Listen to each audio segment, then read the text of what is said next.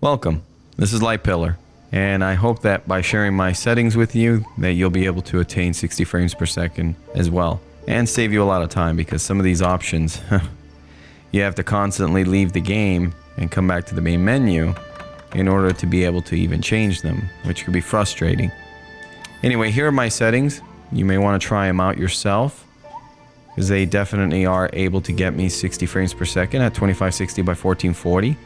And I'm running on a moderate computer. It's nothing super impressive. It's an i7-5930K running at 4.4 gigahertz, as well as GTX 1060, 6 gigabyte, overclocked to 9400 megahertz memory and 2000 on the core clock. So it's not a super powerful system by any stretch. So let's go ahead and get into the settings. Resolution scaling high, texture quality at full, ambient occlusion mid, volume rendering quality off, shadow quality high, anti-aliasing TAA, LOD bias mid, max LOD level no limit, foliage sway on, subsurface scattering on, screen space reflection off, anisotropic filtering high, water reflection on, SH diffuse quality low, dynamic range 32-bit, and finally Z pre-pass on. Now Z pre-pass, that's an interesting feature there because if you turn it off, you lose about 10 frames per second. Your mileage may vary depending on the system, but from everything I've been able to test, that's what I've been able to get.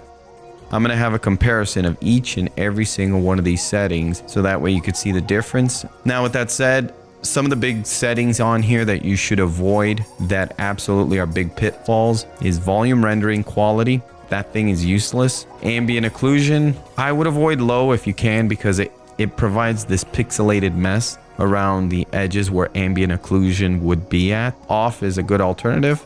That saves you a lot of performance. So I recommend that you try to plan your settings around high resolution scaling. And then from there, manually select medium or low if you have to. Now, LOD bias, this one's interesting. This one actually has a very high impact on your performance. And certainly you'll see in front of that big tree in the ancient forest, if you look in a certain direction, it could tank your performance. And this is definitely a big culprit. Mid will make your menu, if you look in the background where the mouse is at right now, it'll make certain textures here look funky like that. Certain, shrubbery, as well as this one over here. But when I'm in game, I really don't see any of that. Definitely, you might want to try lowering this down to mid. And I even put in a comparison so you could see what low looks like and to see how much pop in it gives. And really, to be able to determine if you want to deal with that or not. As for max LOD level, this one could save you anywhere from about 2 to 4 frames per second, but you do lose detail on the ground. Like for instance, where you see certain details like ropes and stuff on the ground back in the hub world, that will be missing. So really it depends on whether or not you need the extra frame rate. Now as for foliage sway, this one makes the world feel pretty static. I don't know about it. I can't personally deal with it off. Screen space reflection off because that does degrade the performance of the game, but it really doesn't add to its graphics. SH diffuse quality. Now this is an interesting one. From what I gather, SH diffuse is supposed to make the lighting in the game more realistic. However, later on in the video, you can see the difference between it on low, medium, and high. You can see the frame rate going down, but you're not going to notice the difference with the lighting being any better. So, my opinion, low. Dynamic range, 32-bit. This is really only important if you're using something like HDR. If you're using an HDR display along with Windows 10 and you have HDR enabled and you have a video card that supports it and you're willing to sacrifice anywhere from about 2 to 8 frames per second, then you could flip this over to 64-bit and maybe see a difference. I have the requisite hardware and setup, but I wasn't able to notice anything, so I just went back to 32-bit and got a bit more performance there.